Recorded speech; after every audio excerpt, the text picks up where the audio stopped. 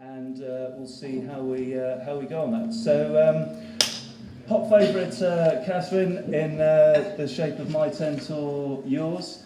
Is it a one-horse race or more complicated than that? I don't actually fancy my tent or yours. I'm going for Dodging Bullets. Purely retains his novice status, 4th in the Triumph last year, 1 at the showcase meeting, 1 at the open meeting.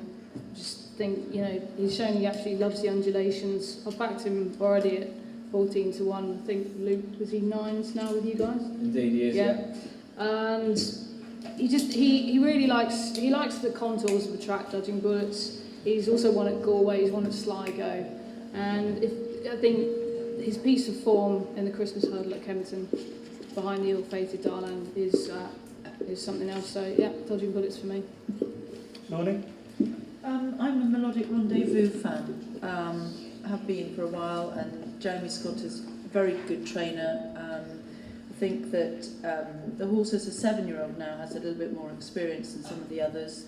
And I think that probably he's just coming to himself now. He's taken quite a while to strengthen up his very big horse, and Jeremy Scott said that for a long time he didn't rate him at all, but now he's turned a corner and he's very happy with the way he's going, so that's my pick. Rory? I'm considerably more with Lonnie here than I am with Catherine, I'm afraid. I'm not a fan of Dodging Bullets at all. He has got an awful lot of talent, but I don't think the Christmas hurdle form is worth an awful lot, to be honest. And he hasn't entirely impressed with his attitude a couple of times, including first time out this season at Cheltenham, despite winning that race in the end. He did look hard work under Ruby. I do like Melodic Rendezvous. A lot of people have had him down as a heavy ground horse. I don't really see that. He's been racing on heavy ground because that's all he's had to race on, but he's by a speedy flat sire, and I think he's a horse with a turn of foot, and I think he'll be absolutely fine on good soft ground as we'll get on Tuesday. I wouldn't be laying my €10 at the price he's going to go off. On the form that he showed in the Betfair Hurdle, he should be an odds-on shot. And if he was odds-on, I'd be steering well clear of him. But the chances are he's going to be a 2-to-1 shot on the day, and that's a worryingly big price for a horse of his class. What price is he at the moment? At the moment he's 7-to-4. I think you'll find that he'll be going off closer to 6-to-5, 11-to-10 than 2-to-1 on the day. If you look at this race in recent years, it's been a bookmaker's benefit. Horses like Cousin Vinny, Aaron Concerto, Q-Card, Dungwib, all very short price favourites, all chinned on the day. And the thing is, the first race of the festival is often the biggest punting heat of the festival, because everyone's ready to go and ready to steam in. And the first thing they want to do is steam into a favourite. And this year, you've got the first and second favourites owned by the same guy who's one of the biggest punters in the world. And he'll be back in the favourite, not the second in. The weight of public money will force this favourite off far shorter than it is now. And if I had to have a prediction, I would definitely say it'll go up about 6-to-5. For me, punting is about price and value, not about what horse you think is going to win. And the profile of this race suits about 8-10-to-1 shots. Dodging Bullets is one of them.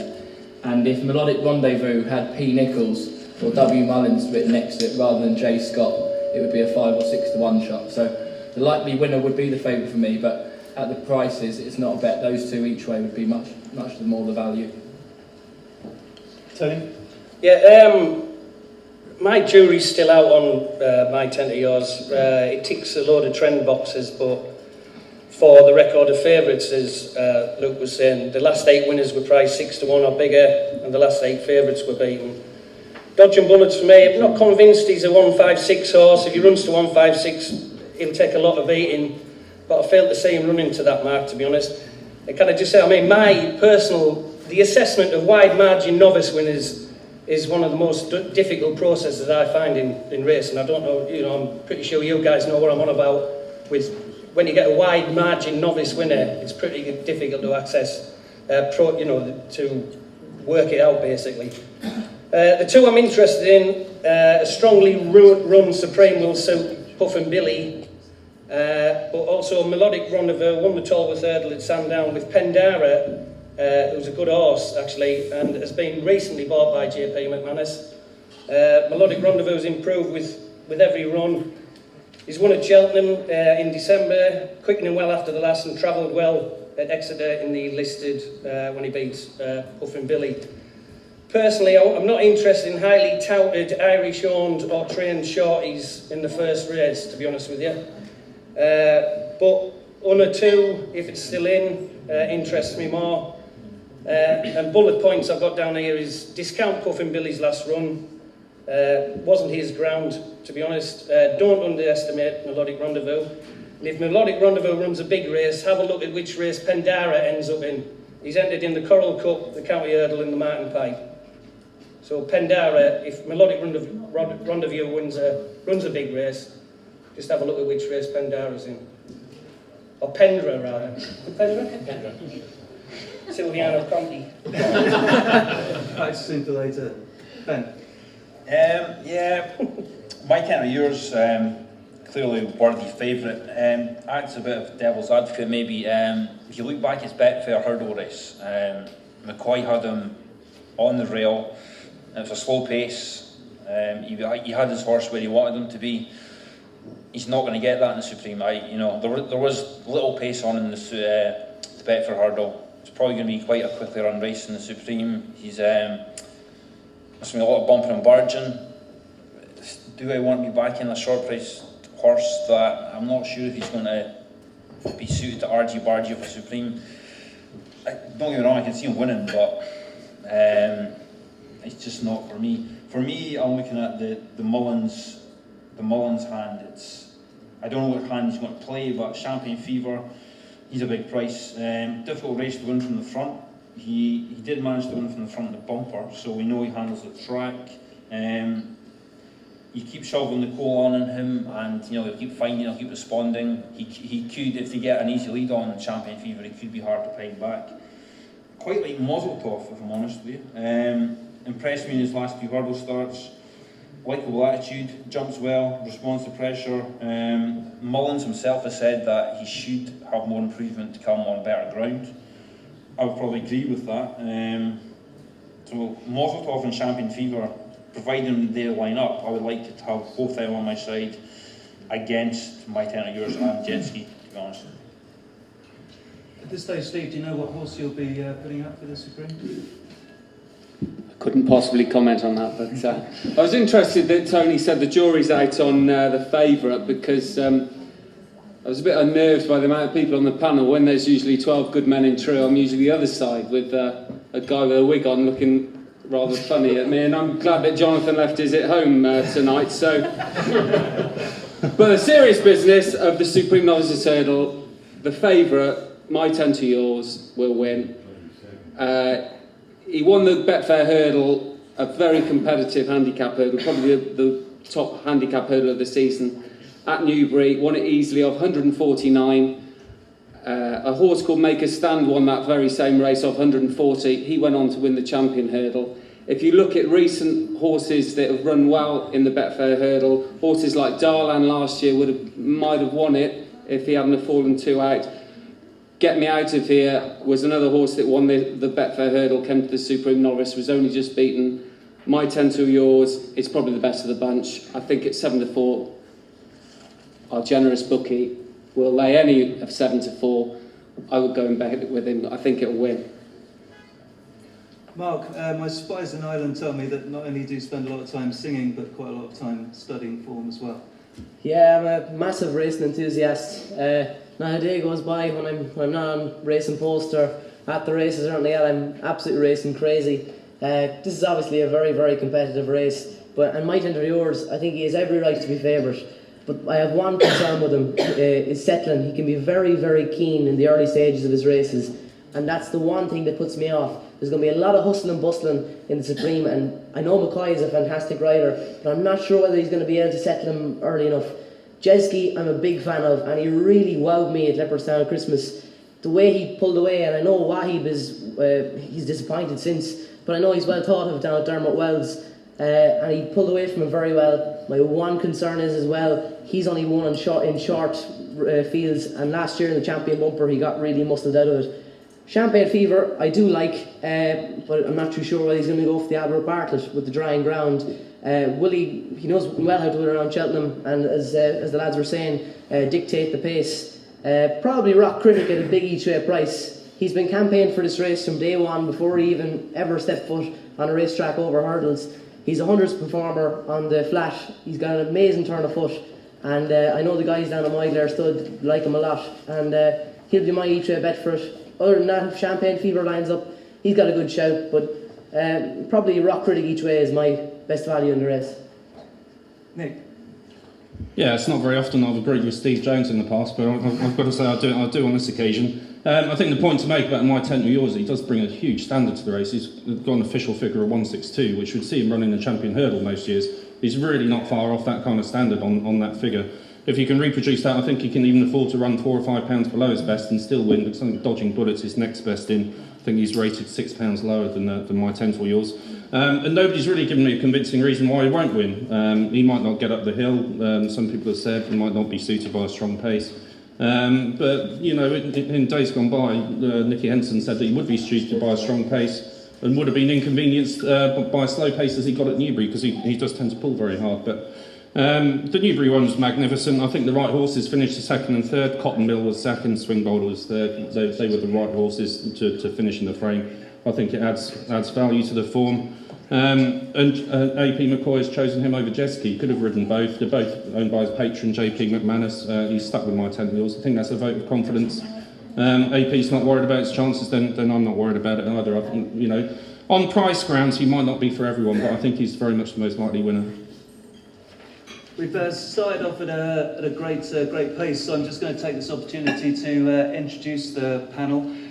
We're not quite all here yet. Tommy Phelan was riding in the last at Wincanton in the bumper, and is driving extremely fast to get here, so he should be here soon. Do we know how he got on, by the way? No, sorry, I don't know. No. So I'll just going from left to right. Nick Watts on the end. Nick is editor of the Racing and Football Outlook and is a contributor to the Racing Post. Mark Boylan is a singer and songwriter and pretty damn good racing pundit as well. Steve Jones is Templegate of the Sun newspaper. Then Luke Tarr to my left is from our sponsors this evening, Star Sports. I'm JP of JPFestival.com. Then we have Ben Aiken of Narrowing the Field. Tony McCormack of Irish Big Racing Trends. Did I get that right? Irish I always Big get Racing the big, Trends. yeah. Thank you.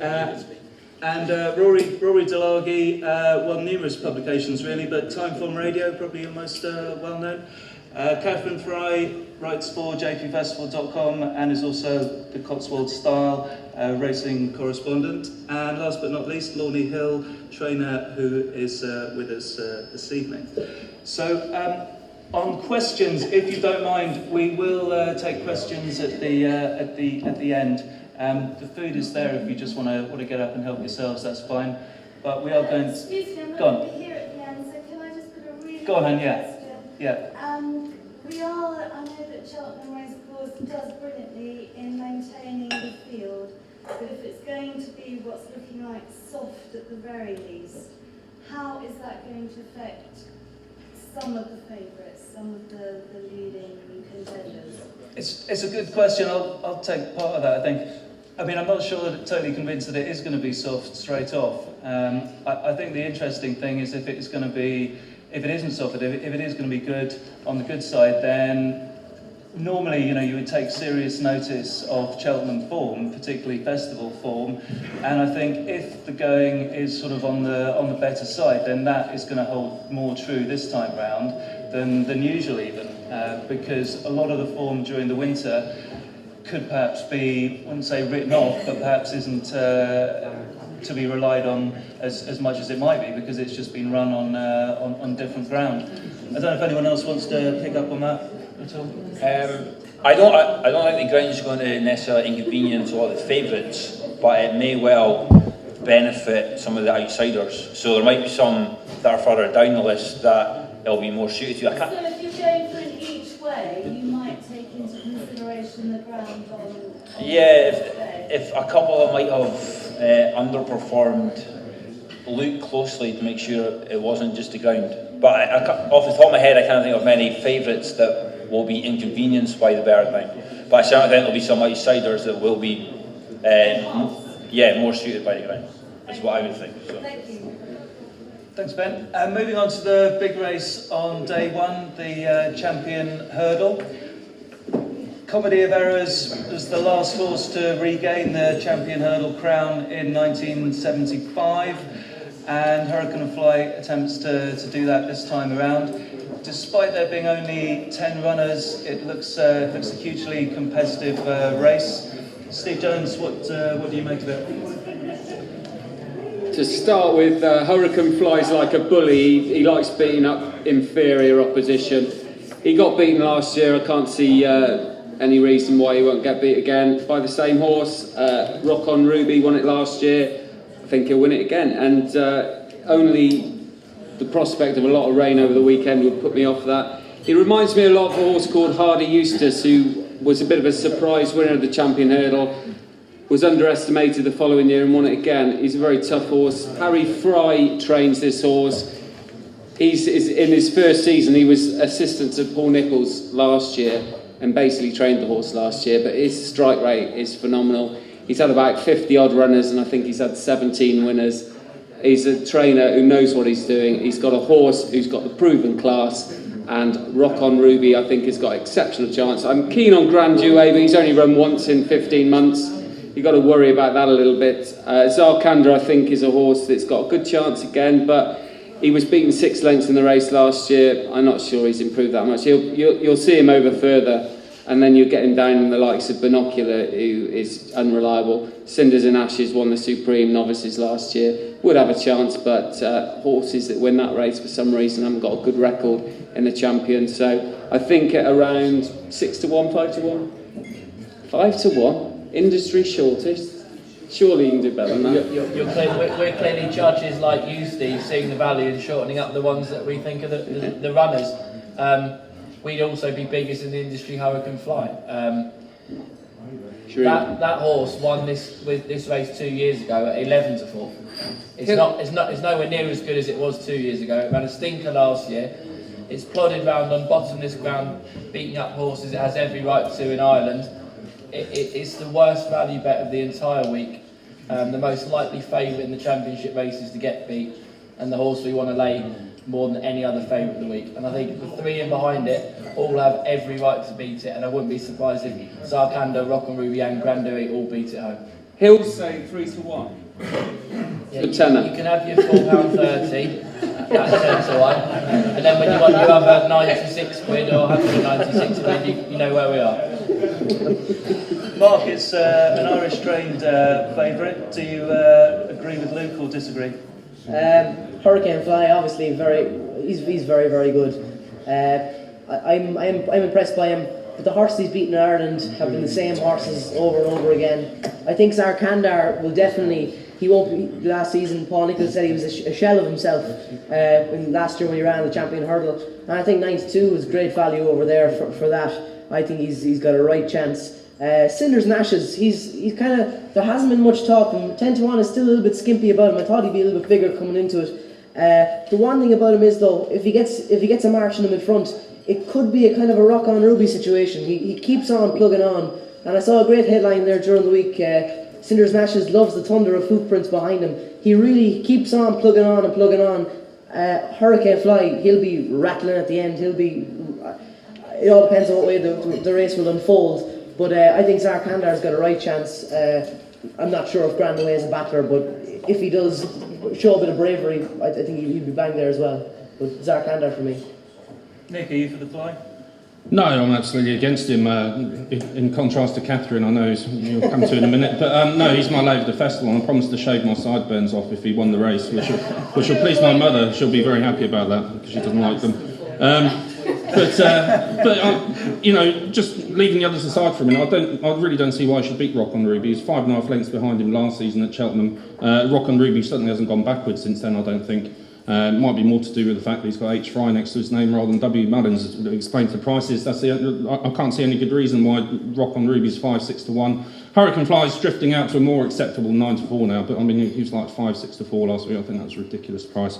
He's beaten 1,000 Stars countless times. I'm getting bored of seeing him beat 1,000 Stars. He's done it so often now. If you ask me what my tip is, I do agree with Jonesy that the one run in 15 months is a slight negative for Grandway, but I think if any horse can get a horse ready for a race who is a bit difficult, it's Nicky Henderson. He showed in the 80s with CU then that he's brilliant with these kind of horses. Grandway's got huge ability on the track, but he does stupid things in his boxes and he gets injured and he gets niggles, which is why he missed Kingwell week again this year. You go back to that international run, it was superb, and he comes out the best horse of those threes, Arcandra and Rock on Ruby, comes out best of the weight. And I think the old course at Cheltenham will suit him much more than the course that the Triumph Hurdle is run on and the international hurdle is run on, because it's much sharper, it's much quicker, it'll suit a speed horse like him more. The last hurdle is quite close to the finishing line now, they've moved it forwards. I think everything about it will suit Grandway as long as the ground's not too soft. But wait until Tuesday, because it is a day-to-day situation with this horse. He does stupid things. So if he gets there on the day, it's a vote of confidence from Nicky Henderson that he's got there. And I think you can assume it will be 100%. So take it as read that he'll be ready to do himself justice. So Grandway at 6-1 for me. Hurricane Fly, the lay of the festival. I can see that Catherine is literally boiling down there to speak, but before that, Lorne? I think, as you previously said, something we've got to take into account of is much more that the form this year has all been on soft to heavy ground. It's very unlikely to have heavy ground at the festival this year, so a lot of the form that we've seen so far this year is not really going to amount for much. Everyone's talked about Hurricane Fly and what he's done. He's still going to come in good form to the race, and Willie Mullins wouldn't send him over unless he was happy with him. I think that another thing to take into account is last year, going into the festival, Paul Nicholls' horses were not well. He cancelled the press day because they were coughing, whereas this year they're all in much better shape and form. So I think that's something to take into account when you're looking at Zarkandra, obviously.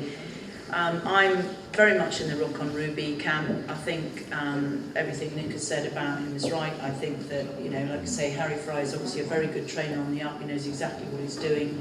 He's got tremendous backing by Richard Barber, who's a very intelligent man and has supported Paul Nicholls an awful lot.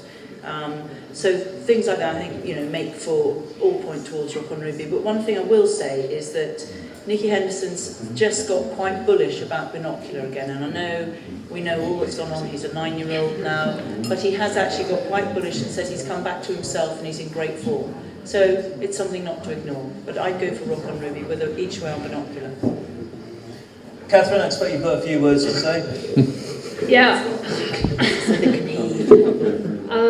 My first words are I'll see Nick after the Cheltenham with the sharpened razor.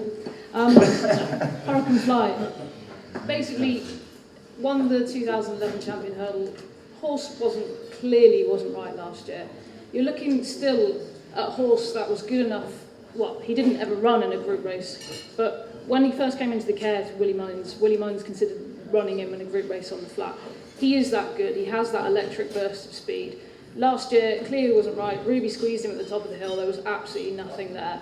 He will win this race doing handstands. He is right back to his very best. Where's the scarf? We can have a flash of the scarf. Where's the scarf? I disagree. Still waiting. I hear the same arguments all the time that he beats nothing in Ireland, he does this, he does that. I'm sick of hearing it, to be honest. He will win. He will win, I promise you, he will win. The vibes coming out of the yard, the vibes coming from the owners are, he is right back to his best. I understand that, he's got to retain his crown, hard enough to do. Comedy of Error's the last horse to retain, obviously, the Champion Hurdle crown. He's also a 9-year-old. Sea Pigeon won the race as an 11-year-old. None of that really bothers me, I promise you. This lad will win. Catherine, can I just say one thing? Go on then. All the lads and lasses in the yard at Tommy Punty Hurricane Fly. Do you know that? Do you know that?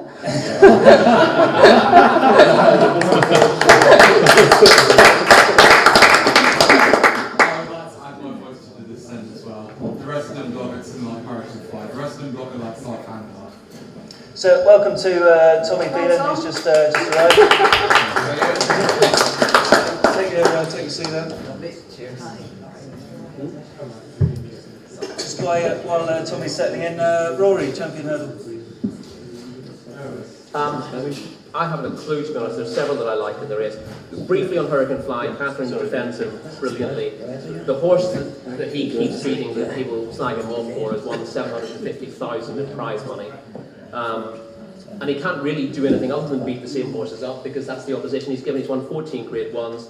He fully deserves to be a short price favourite. Everyone fancied him at 4 to 6 last year. His form is better this year, and he's nudging 3 to 1. So I wouldn't put you off Hurricane Fly. But in saying that, I'm not quite as big a Fly fan as Catherine is. Rock on Ruby is probably the easiest ride in the race. You can put him wherever you want. He looks an absolute dream, and he's bound to run his race again. I've always been a fan of Zarkandar. I'd never used to like Grandaway, but I was really taken with him in the international before the race this year. He looked fantastic in the paddock, and I'm coming round to him as a horse. The fact that he has had a prep does put me off a wee bit. And in the end, the only angle I can see into the race is I couldn't see Cinders and Ashes hitting the frame here in a month of Sundays. I think he's trading what, 12 to 1 or so for the race. He has got absolutely no chance of making the frame. Do you think Gerrity was holding on to Grandouet in the international with the champion hurdle in mind? Very much so. Yeah. That's what it looks like. Yeah. Even though I'm not a fan, that's what I thought. Yeah, if Grandaway had a prep race, if he'd run on the Kingwell and won it, I'd be all over it. But the fact that he missed the prep means that my only angle in the race is, as I said, laying Cinders and Ashes, because that looks like easy money. And your thoughts on Hurricane Fly, Ben? My thoughts on Hurricane Fly? Unfortunately, Catherine, I'm against him, and I don't actually think he really, not that he doesn't handle the track, I just think he isn't at home on the track as he is elsewhere. I know he's won, he's come third, I just don't think he's as happy on the track. That's all right. I would be a Zarkandar man as well, all the way. I think last year didn't go to plan, rushed him. Class in a favourite handicap mark on home in the Betfair hurdle. Running the champion hurdle last year, I think, was much better than it looked. Hit a huge flat spot for turning for home. I think they learned from that. I think they keep him right on the pace. They keep asking him. Zarkandar keeps responding. I think that nullifies any flat spot he may hit. Jacob is 4 wins and a 5th on him, the 5th in the champion hurdle. So he knows the horse. He knows what to expect in the race from him. Only time he's really disappointed was at Aintree with a silly kind of fall. He looks a more complete horse. They know more about him. They're not afraid to make more use of him. I just think Zarkandar all the way for the champion hurdle. I think he's had perfect preparation. He's a better horse. Adaptable with regards to the ground, and very much the one to beat. I can't really see past Zarkandar. I expect Hurricane Fly to be on the premises, but I think Zarkandar will just keep finding, and he'll be ahead of him at the line. Sorry, Catherine. Catherine, a preview evening in Ireland 2 years ago, Paddy Mullins said he'd run around the car park naked if it got beat. It won, so luckily we didn't get to see Paddy's tackle. This year, same preview evening, he didn't commit to running around the car park naked if it got beat. But you seem equally confident as Paddy did 2 years ago. There's a car park outside, so it's good to try and get people to commit to things early. What are you going to promise us if it does get beat, Catherine? If Hurricane Fly gets beat? Yeah. Should we leave you alone now? Just come back to me with that. I'll come back to you. Yeah. We will come back to you. Tony? Hurricane Fly, he's a healthier horse this year, but unfortunately I think the race is a lot stronger than recent renewals. He didn't travel last year, he didn't pick up last year. His age worries me as well, 9-year-old. Just a little bit of fun. Anybody remember the last 9-year-old to win the champion hurdle? Rooster Booster, 2003, and one before that? You're supposed to be asking. 1992, Royal Gate. I can't have 9-year-olds. They're all susceptible to improving, faster, younger horses. And I'm with the guys down here. There's 3, obviously. Rock on Ruby, Grandouet. Zarkandar for me, though, improving, battler, and I just think I think the 3 there will be. I personally think Grandouet, Zarkandar, and Rock on Ruby will come to last altogether. I really can say that. I think it'll be a fantastic finish. Sorry, Catherine. Welcome. How did you get on at Wincanton today? 4th. I was second in 2 mile chase, ran really well, got beaten by an improving horse, and the bumper horse ran really well, finished 4th, just got done for 3rd, so ran really well. So, and I do apologise for being late. No worries at all. If you had the choice of riding any of the contenders in the champion hurdle, which horse would you run for? I definitely Zargander. I definitely think he's just a different league by the look of things. Like you proved out a very good point there. He's as good and strong, and you know what I mean. He battles really well. Like, you know, Hurricane Fly. You know, he's been there. He's got the T-shirt, I would say. He's a tough horse, but just his last 2 runs back home now in Ireland, I just thought, you know, it hasn't really showed a wee spark. And I know Ruby and Willie and that has always been pretty keen about the way he's running and improving, but for me, definitely Zargander, definitely. Yeah. Moving on to Wednesday, and we're going to have a look at the RSA Chase. Not a very good race for favourites since 2000. This millennium has only been 3 winning favourites. Dynast could possibly run in this, although quite strong rumours today that he could be headed for the Jewson. And different horse to Grand Cru, but similar sort of campaign. Would be quite a hot favourite if he lined up. If he does line up, Lorne, Dynast for you? Yes, I mean he's done very little wrong so far. I think he would definitely be my pick. Of the others, obviously Boston Bob and Union East are the ones that you would be thinking of. I don't really know any of the recent ones that have been brought out. I haven't seen any of the papers today, so I don't know what anyone said about any horses that are running recently or not running, and I can't read that. But thanks for the thought anyway. So probably yes, Dynast is my choice. Thank you. Catherine? I think the fact that David Piper's going to run Gulanes in the RSA probably is a pointer toward, well, maybe a half pointer maybe that Dynast will defect to the Jewson. With that in mind, I mean, a horse that I've kind of had on my arm for the RSA since the beginning of the season is Willie Mullins' Boston Bob. The vibes coming out of the Mullins yard are that he's not working that well, but the problem is with this time of year, you've just got stories coming out of everywhere, and it's what do you believe? I would still take a chance on him, to be honest. The horse that interests me at a very big price is Desi Hughes' Lyrine Legend, Grade 2 winner in Ireland, and Desi Hughes' stable is in very, very good form at the moment. So at the moment, I mean, again, we're looking at a field that we don't know who's going to defect the Juice and who's going to stay in. To the 2 for me, Boston Bob and Lyrine Legend. Rory? I think leaving Dynast aside, given we're not sure where he's going to run, he's clear top rated in the race. He's been hugely impressive in 3 runs so far, including absolutely bolting up in the Feltham from Hadrian's Approach, whose form ties in very closely with Union East as well. So he sets the standard, but if we don't know whether he's going to run or not, you can't be getting involved in him at a short price. And again, I'd be looking at this from an each-way point of view. Of the Willie Mullins horses, I would rather see back in focus here than Boston Bob. He would need soft ground. His only run on good ground was a poor one at the entry a couple of years ago when Howard Johnson had him. His form on soft and heavy ground is exceptional. And if it turned into an old-fashioned RSA where it became a real test of stamina and a war of attrition, then back in focus would be well suited to it. I completely agree with Catherine Lyrine Legend. I thought he got no credit for finishing a very close 4th in the PJ Moriarty at Leopardstown last time out.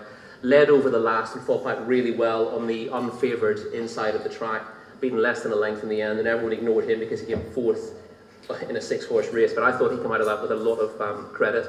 I prefer to see him in the 4 minor because he'd stay very well, but he could be a huge price for this, and I thought he was underrated. Of the others, Rocky Creek's out, isn't he? Paul Nichols has rerouted him. A horse I'd love to see run on a handicap rather than this is Sire Collonge, but he's not one to leave alone. Really impressive in his jumping, both in his chase debut and at the showcase meeting at Cheltenham in October. He was then probably unsuited, not so much by the heavy ground, but by the way the race developed when second to our father at the open meeting. his jumping is a huge asset, and he will improve an awful lot as well. So I'm not sure I'd want him in the RSA. Okay, but he may turn out in one of the handicaps, the JLT. Tuesday in the JLT. In the JLT, he'd be a really interesting bet in the JLT then. Tony? I'm Dynast. I can't have. I do honestly believe he's a bubble waiting to burst. I don't think he's been in a battle yet. He'll get in a battle in the RSA. He had 2 seasons as a hurdler. Doesn't convince me that. I know he's done very well and he's done nothing wrong. You can only beat what's put in front of you, but I'd be looking at a great shame that Rocky Creek's not running, which I think's got more to do with Union East's owner than anything else. But Union East I do like. Although he was beaten by Dynast, for me, you look at horses that are trained for March and to run well at Cheltenham, not in November or December. I believe this relation of Neptune Cologne's Sylvian Niarco Conti and Alpharoff, I think he's got bags of potential, and I think he will be miles better over 3 mile. I think Union East for me, definitely. Ben? I'll be against Dynast as well. I like him as a horse, like him as a chaser. I don't like him as an RSA prospect. I think if he gets down and dirty, he's not going to want to get down and dirty. So I think I just think he's going to get out battled. I had it down to 4. A Up Charlie and Rocky Creek were in that 4. They're out of the race. That kind of leaves you my lesser 2, which are Hadrian's Approach, who I'm warming to. I don't like his jumping, which is an obvious concern for the race. I think he's quick enough over his fences, quick enough away from his fences, and he seems to hold enough speed between his fences. It's just that tendency to hit a fence, which it's a big worry. It clearly could catch him out at Cheltenham. On the plus side, he does seem to respond very well when asked for his effort. He does have stamina in his pedigree.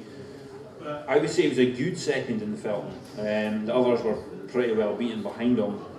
He's going to have to turn that around with Dynast, but I think it's not a forlorn hope. At bigger prices, each way claims for Lord Windermere, I would think. He looks to me like he's been crying out for a step up to 3 miles. His jumping's not foot perfect, but I think Culty knows that. It's probably why he's kept him at 2 mile 4.5, just to get him jumping at pace. That should hopefully teach him to jump better. I'm not sure he's good enough to win, but certainly as an each-way prospect, I would be looking at Lord Windermere. Negative for him would be he wouldn't want the ground to dry out, so good, soft or worse, Lord Windermere stepping out 3 miles, good each-way prospect. Nick, so good sort of contenders for this have an ideal combination of speed and stamina. Have you identified anything along those lines at all? Well, I'm a huge fan of Dynast, and nobody knows yet if he's going to run or not. Apparently the conundrum is that Martin Pipe wants to run in the RSA and David Pipe wants to run in the Juicing, so I'm not quite sure who wins in that particular battle. I think old man Pipe. It could be He'll win more than he loses, that's for sure. But I wouldn't have any worries if Dynast went for the longer race, the RSA. We saw him over hurdles last season. He won the fixed brush race at Haydock very, very well over 3 miles. He won the Felton very easily as well.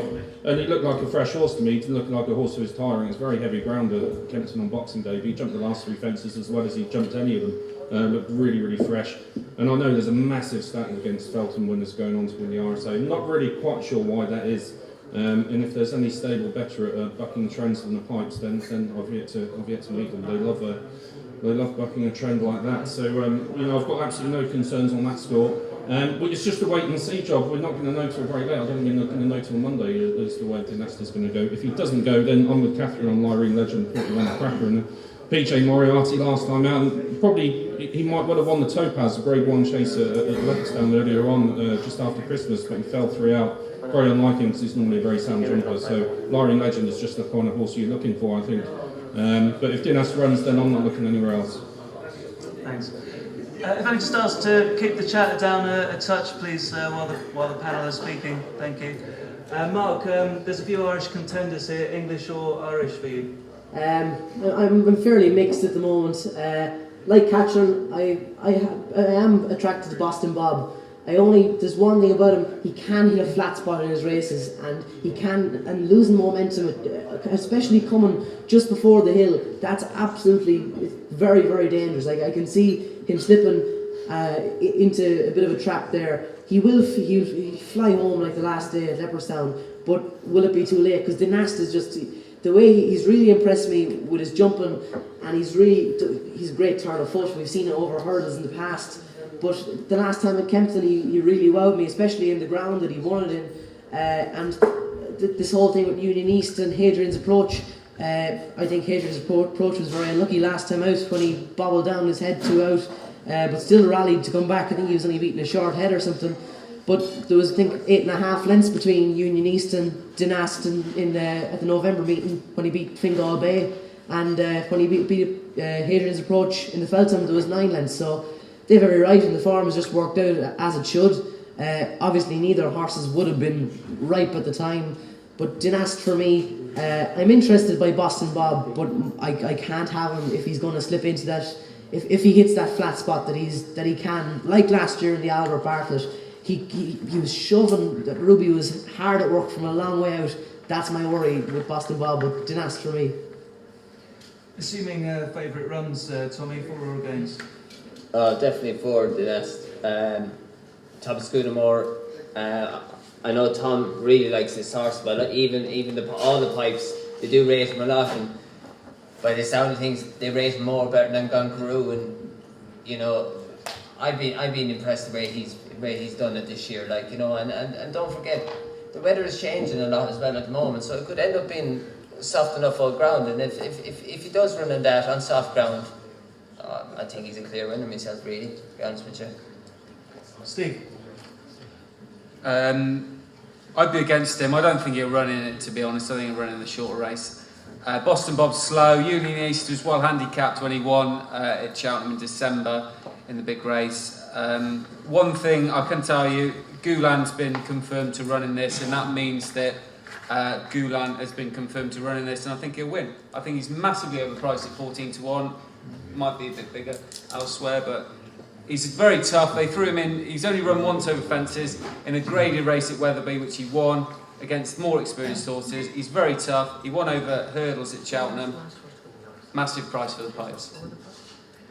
A few unknowns, Luke. Has that affected the volume of bets in this market? Not really, because you've got a strong favourite at the top of the market, and that always flags the race up to the general public. Personally, I think Dynast would be the most visually impressive horse of the entire National Hunt season. Having said that, I would make him probably the bet of the festival if he ran in the Jewson, and the lay of the festival if he ran in the RSA. What Nick said earlier about Old Man Pipe and Junior Pipe arguing about where to run, I can confirm that's pretty much true. What I would say to you is, if I give you a few horses, Caldine, Boston's Angel, Weapons Amnesty, Grand Cru, all top class horses, all ran in this race, won it, and where are they? This race bottoms horses, and if you're the pipe yard sat at home with Grand Cru, who is going to rule National Hunt racing for the years to come, having not looked the same anywhere remotely since, the logical thing is to run Dynast in the race that will suit it and suit its toe a lot more, and that's the Jewson, because you're going to look after the horse and you've got a better chance of winning. So I think that Dynast would almost be the bet of the festival if it ran in this race. I think it's good that the panel have brought up Lyring Legend. I think that's a cracking each way bet. And if I had to back one myself each way, it would be Lord Windermere, chained by Jim Colossi of Best Mate fame. Step up in trip from 2 mile 5 will play into this horse's hands. So if Dynast wasn't to go in the RSA, I would say Lyring Legend and Lord Windermere would be cracking each way prices at 14 and 16 tonight, and they wouldn't be that price come the day. Going to move on to the Neptune before taking a break. The top two, Nick, in the markets at least appear to be quite a way ahead of the field here, sort of England v Ireland battle. One of the top two for you in the shape of Pont Alexandre or the new one, or something else in the field catch your eye? No, I think you summed it up perfectly. This is one of the races of the festival for me, and I think it's in the best traditions of Cheltenham. You know, you've got a top Irish horse coming in, Pont Alexandre, and you've got a top British horse in the new one. They're both going to clash, something's got to give. I'm a massive fan of the new one. I've slightly been tempered by that this week, just for the fact that Nigel Twiston-Davies had a lot of misfortune with a bug or something that's not quite right in his yard that's ruled out Imperial Commander and 2 others. We're told that the new one's unaffected by it. We have to hope that's true and he can still run to his best. If he can, then I think he's a massive player. I think he can beat the Irish horse. I was massively impressed with him on trials day, even though he got beaten. I think that was muddy, horrible ground that day, and I think it was really hard for horses to quicken on it. I think it was a day for grinding out results. The only horse I saw all day actually quicken through that ground was the new one, who took 2 or 3 lengths out of his field, turning for home under Sam Twiston-Davies. Looked for all the world as though he was going to win, and he just got beaten by a very, very good stayer in that Fisher's Cross and inspired Tony McCoy, who handled that ground probably slightly better than the new one did. I think if you ask Sam after the race, he'd probably say he did go a touch too early. It's a long way home on that track at Cheltenham, and he just found that out. I think if that race was run on good to soft ground, I don't think the others would have seen which way he went. I think he would have won comfortably, 5-10 lengths even. That's how good I think he is. Always got to remember as well, in bumpers, he beat My 10 to Yours at Aintree. That's the kind of form he's got in the book. If he's unaffected by this bug that's going around the Twiston-Davies yard, and we have to hope he is, then I think he's the one to beat over Pont Alexandra. Nothing against the Irish horse, he does look fantastic, but the only argument I would say is he's been doing it in small fields on soft ground in Ireland. This might be a little bit different, but good to soft ground. I think the new one is the fastest horse in this race, and I think, hopefully he will go and prove it, but let's keep our fingers crossed that nothing else happens to Nigel's horses before next week. Just on the bug, no sort of guarantees, but assuming that the lung infection that Imperial Commander had was infectious, and that's an assumption, they are actually, I was there at the stables on Tuesday, and they are in different stable blocks. So well, that's fantastic news. Let's hope that's the case, because I think he's a very exciting horse, the new one, and we'll want to see him run to his best, and if he does that and the Irish horse does that, it's going to be an absolutely superb contest. Fan of Willie's Pont Alexandra, Mark? No, not one bit. Wow. That's the first Irish I've ever had. I need to be checked in Irish after that, but I don't know. I have doubts about him. He's been ultra impressive on his first 2 starts, but John Cossack, when he fell at the last, was very below par on the day. You can pick holes in the form. It's not standout material really. The new one, I loved when I think it was Warwick, he won it there. The turn of foot he has is brilliant. But there's another Irish horse in the race that I think is going to win this. This is Rule the World. He's Mouse Morris. He's guaranteed to go on the Neptune. He confirmed today, and he jumps outstandingly. I've watched all his starts, and I was absolutely blown away by each one. He was outstayed by our Vinny. I think it was down in Cork over 3 miles. Our Vinny he'll ground it out all the way. But I think he's going to be a chaser for the future, whatever happens. But he's one of my best bets of the whole festival, Rule the World. It's one of my favourite races overall. Chatterbox, big fan as well. Beat My 10 to Yours by 4.5 lengths. Newbury, obviously, My 10 to Yours just didn't go his way that day. Interested with the step up and trip, but Rule the World really a future star for me. I think this is just a stepping stone to the future for him. English or Irish for you, Tommy? I definitely say English. I was there when New One won in Warwick, and I was really impressed the way he did. And obviously Sam was a bit gutted afterwards in Cheltenham in what happened, and he kicked a bit early. These things happen on that situation. But I think there's one horse there I definitely like the New One, but one horse I think will be a bit of a squeak at 12 to 1 is Puffin Billy. Out of Sherwood, he's a shrewd man. He knows what he's doing. I rode in that list of race in Exeter, and for me, seeing him, seemed like quite a good pace in the race. Did it really ride like a good race? It did ride. I was on a no hope, or really just going for a bit of black type, but it did ride a good race really. But and I know Leighton Aspel is really keen on him too. So I actually asked Leighton there a few weeks ago what's the best chance, and he says Puffin Billy, he reckons. And how bad was the ground that day? I was desperate. Yeah, desperate, absolutely desperate now. And you forgive him for that.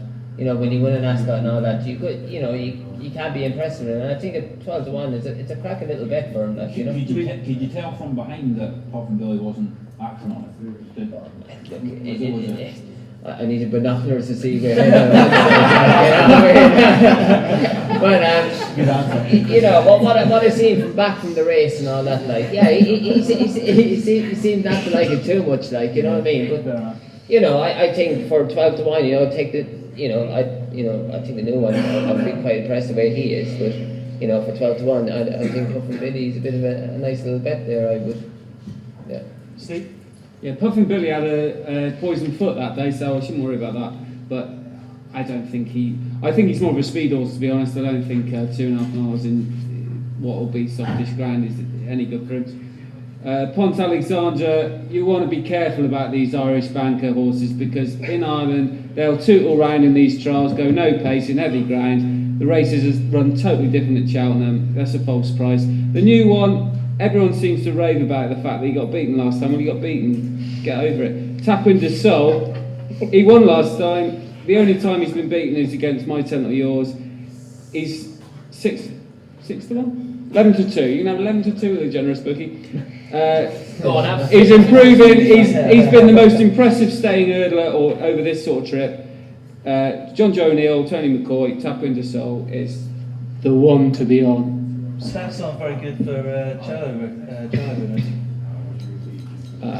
Who cares? Just different horses each year, isn't it? I mean, to me that's pointless. 30 odd years though, quite a long time. How long? About 30 odd years, I think. Is it that long? Maybe I'm wrong on that. Okay, Lornie, new one, Pont Alexandra, or something less fancy? I'm a great fan of the new one. I love the horse.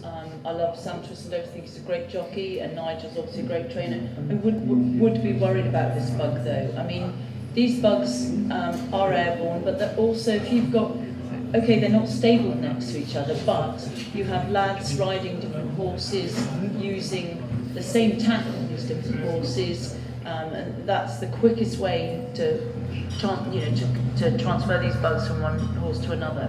Just a question on that. Is it therefore unusual for a horse in a stable, a single horse, to have a lung infection? Does it usually... It depends. You get some horses that are more susceptible to lung infections than others. So therefore, I don't know whether Imperial Commander is more susceptible to other horses. Obviously, the fact he's older means his lungs are older. But I don't know about him. But it can move very quickly. It depends what sort of bug it is. He hasn't identified what it is at the moment. But it would be something I would be very worried about if I was betting on any of his horses, to be fair, at the festival. Catherine? Kind of echo what Nick said about the new one, really. I've been mad on the new one for this race since I saw him. Well, actually, since he beat My Tent or Yours in the bumper at Aintree last year. Then when he won at the showcase, and obviously he picked up a bit of an injury after that, I believe. Scintillating style back at Warwick. What Nick said about, he basically, Sam Twiston-Davies came out after the race on trials day and held his hands up. He said that he used his speed to get past Coney Green, and the way he used his speed in that horrible, disgusting ground on trials day, because it was like a ploughed field, was incredible. But I am worried about this bug in Nigel's yard. Very, very worried about that. But from all what I know of the new one, I'd still put him up and just hope that he hasn't been affected. But other than that, I'd be with Mark with Rule the World. Was really impressed with him when he won at Navan in the race that Champagne Fever kind of fell apart in. Obviously, he was found to be suffering afterwards. So, yeah, the new one, Rule the World. Rory, who comes out on top with on time form ratings in this in the Neptune? Time form ratings have Pont Alexandra top an adjusted race card rating of 172p, which puts them £7 clear of the new one. And I don't have to agree with time form ratings, but I do in this instance. I've been enormously impressed with Pont Alexandra. I know it's easy to say these muddling races, horses can look better than they are. They haven't been muddling races to me. And I don't think Don Cossack was miles below form the first time. I just think he was massively overhyped, and we just found out that he wasn't as good as they thought he was that day.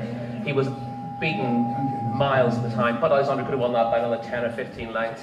He then carried a Grade 1 penalty next time out and sauntered to victory in a decent Grade 2 hurdle. He looks really exciting. I've always been a fan of the new one, but I don't think he's got the same scope as Pont Alexandra, and the point's been made about Nigel's horses. It's not just Imperial Commander who's out, of course. The Cockney Mackham's out, Astrocad also out. So several horses have already come down, and there will be more casualties in that yard. That's a bit off-putting. And he just lacks a little bit of scope. I do like him a lot. I think he's a nice horse, but he's not one of these who's going to turn into a Gold Cup horse in a couple of years, whereas Pont Alexander might. You think he'd be a Gold Cup horse?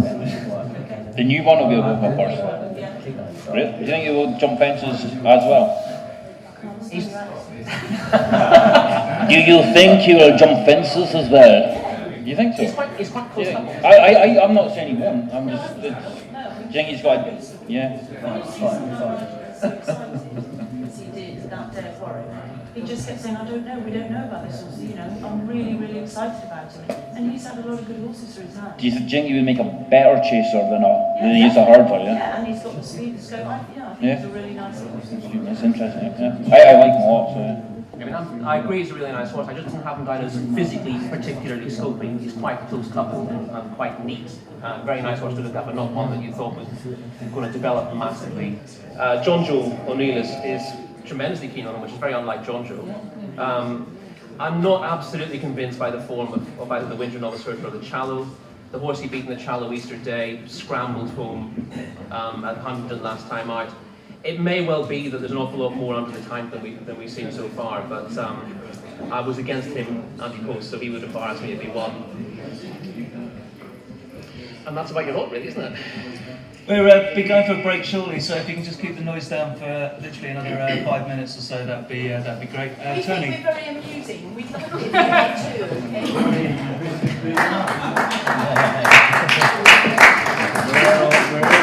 Tony.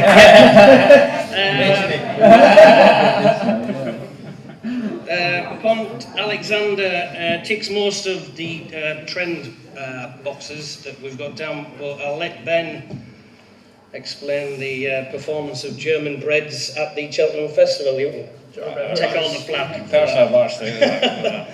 I hope he doesn't try and make all. Sorry, Yorkshire accent coming out. I hope he doesn't try and make all, as I think he might get caught by something a little bit faster going up the hill, i.e. the new one. I think Nick speaks very well of the new one.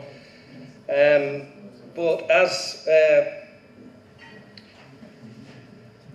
has been said, that he worries me a little bit. He was beaten by Fisher's Cross. Now, Fisher's Cross is a 3-miler, whether you like it or not. He's a 3-miler, is Fisher's Cross. I don't think he's good enough to win a Neptune. I would have been more convinced if he'd won that Cheltenham race, you know, but at the end of the day, he was beaten by Fisher's Cross, 3-mile horse. I hope, but I take on board, Nick, what you said and agree with you. I mean, the speed of it, the race before he won, was over-impressive, wasn't he? He was, you know, really very, very good. I'm agreeing with Mark. I hope Rule the World takes his chance here. He won the Slaney Novice impressively with Minsk and Champagne Fever a miles back. I think he's a cracking each-way bet, Rule the World. And that's what I'll be having a bet on. What price is Rule the World? 9 to 1. 9 to 1. Cracking each-way. That's until Mark smashes it up and it goes up. Well, that price, I looked at a Mandy post there. Only about 2 weeks ago, he was 16s. I saw 18s in places. And even, I think 2 nights ago, he was 12 to 1 for it. So I think he's 8 for some people as well. So I'd be heading over there and going for it now. Ben, just to wrap up the Neptune. Yeah, I think plenty's been said about the new one and Rule the World, both I like, but so from an outsider prospect, and I see is at the bottom of the board, 2 Rockers. He's been completely overlooked by this panel, but I think. Have you got him highlighted? Right, well, I'll do it for you. I think it's an exciting prospect. He jumped and travelled better last time out when the pace increased, which kind of bodes well for the fact that he's stepping down in trip here. He does look like a chaser in the making. That is not a negative for this race. Hutchinson's going to be on board because Thornton has unfortunately injured himself, which I'm a huge fan of Wayne Hutchinson. So I'm not saying that's a positive over Thornton, but it's certainly not a negative. So 2 Rockers, 25 to 1, huge price. I think he's a fantastic horse, travels well, jumps well, step down and trip, not a problem whatsoever. The front two deserve to be the front two, but I would be relatively confident the two rockers could shake them up, and he would be my outside sort of shot at this race. Ben, can I just ask you a question or two? Okay. Which jockey would you put on, Chuck or Hutch? I would put on Wayne Hutchinson, because I think, I've nothing against Thornton whatsoever, I just think Hutchinson is actually, as a jockey, I think if he was anywhere else, he'd be #1 jockey. And if you could rate jockeys, which I'm no expert, I've never sat on a horse in my life, I think Wayne has improved dramatically as a jockey in the past couple of seasons. If I was ever in that privileged position of picking a jockey, I would pick Wayne Hutchinson. Nothing against Robert Thornton in the slightest, because I'm a fan of Thornton as well. He's also one of the most informative jockeys that has a blog. He's on Sport and Life, and he read it every week without fail. Wayne Hutchinson. If I was to pick a jockey, I'd pick Tommy Phelan every time. Here. And who would you pick as a trainer? I'm just asking. Lordy Hill, I would have thought, would be high on the list. We'll take some more questions shortly, but first of all, I just want to flag up a fantastic offer from our sponsors this evening, which is a free £50 match bet, which the man on my left, Luke Tarr, is just going to tell you a little bit more about. Well, I'll build it into talking about this race.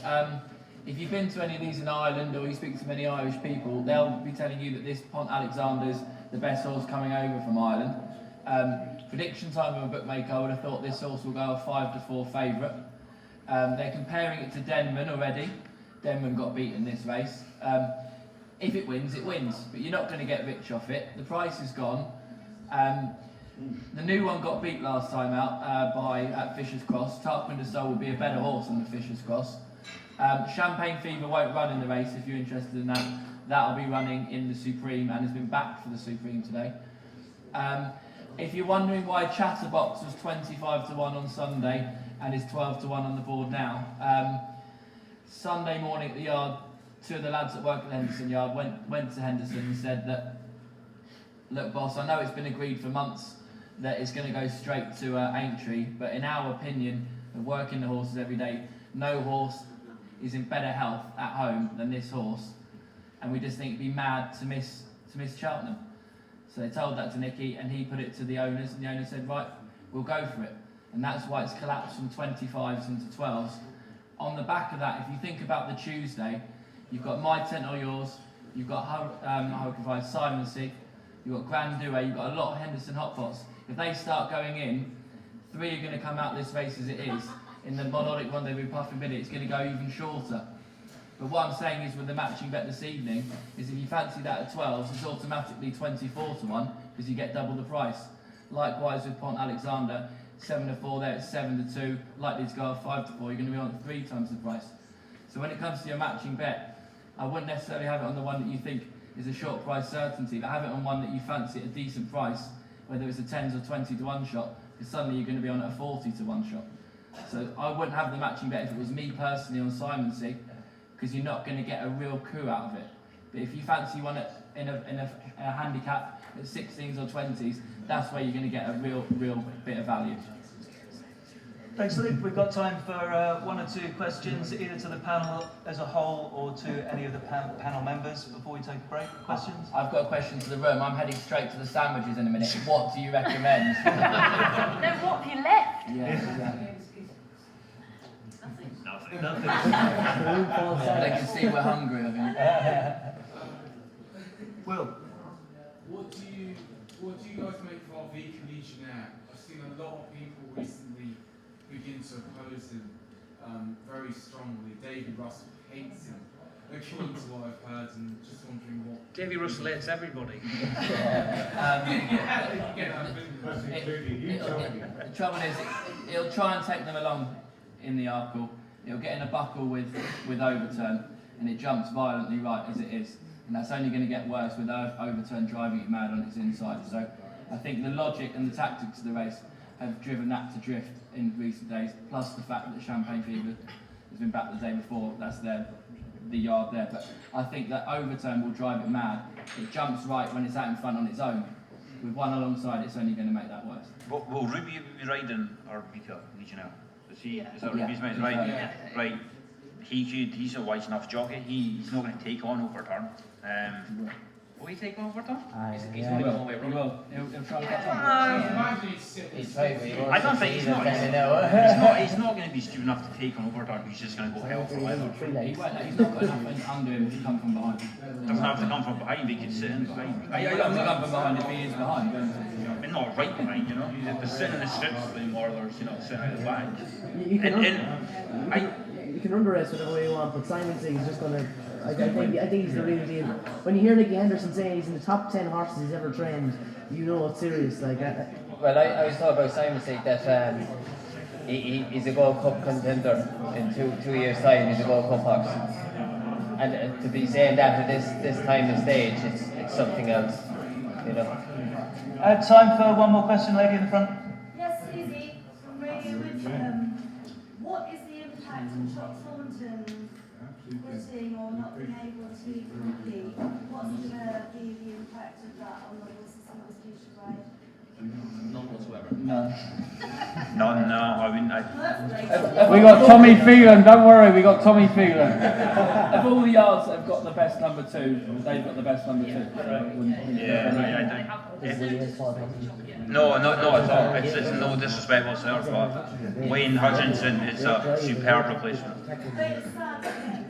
Well, yeah, it's definitely. Yeah. Thanks for that. We'll get to some questions later on. We'll take a break now and back to start at 9 o'clock. Thank you for listening. Mate, all he's stuck is he?